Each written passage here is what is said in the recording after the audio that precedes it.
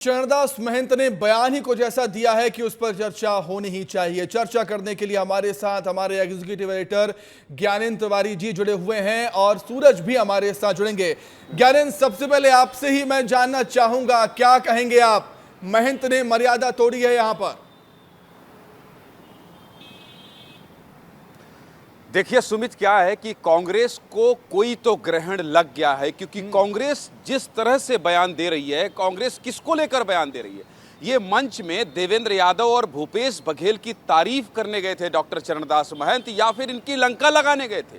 क्योंकि मणिशंकर अय्यर का बयान याद होगा आपको, चाय वाला। मोदी का परिवार वाला बयान याद होगा। बीजेपी, भारतीय जनता पार्टी, खुद प्रधानमंत्री मोदी, गृह मंत्री अमित शाह, जेपी नड्डा, बीजेपी के सभी शीर्ष नेता जैसे ही मोदी के खिलाफ अभद्र भाषा का प्रयोग करती है कांग्रेस या विपक्षी दल, आप जानते हैं कि इसको प्रधानमंत्री मोदी और समूचा विपक्ष, माफ कीजिएगा, समूचा बीजेपी इसको अपना हथियार बना लेती है। और अब फिर एक बार आत्मघाती कदम उठाया है चरणदास महंत ने। और चरणदास महंत सर फोड़ने की बात कर रहे हैं, सर फोड़ने की बात कह रहे हैं, और कह रहे हैं कि भूपेश बघेल और देवेंद्र यादव जैसे नेता संसद पहुंचेंगे तो मोदी का सर फोड़ेंगे।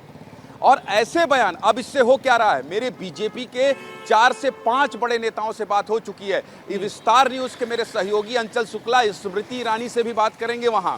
और इसके अलावा सरोज पांडे से मेरी बात हुई है। छत्तीसगढ़ सरकार के दोनों डिप्टी सीएम से विस्तार न्यूज की बात हुई है। लगातार मंत्रियों से हम बात कर रहे हैं।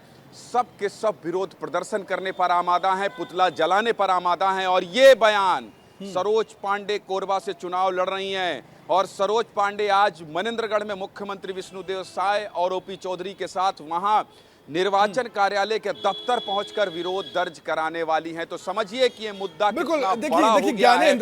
ज्ञानेंद्र, ये एक ऐसा बयान है, जैसा कि आपने कहा कि बीजेपी इसका विरोध तो कर ही रही है, लेकिन कांग्रेस भी इसका विरोध कर रही है। कांग्रेस भी विरोध कर रही है। जीतू पटवारी ने इस बयान का विरोध किया है। दर्शकों को एक बात सुनवा देते हैं, जीतू पटवारी क्या कुछ कह रहे हैं इस बयान को लेकर। लौटूंगा मैं आपके पास, ज्ञानेंद्र बने रहिए हमारे साथ, सुनिए।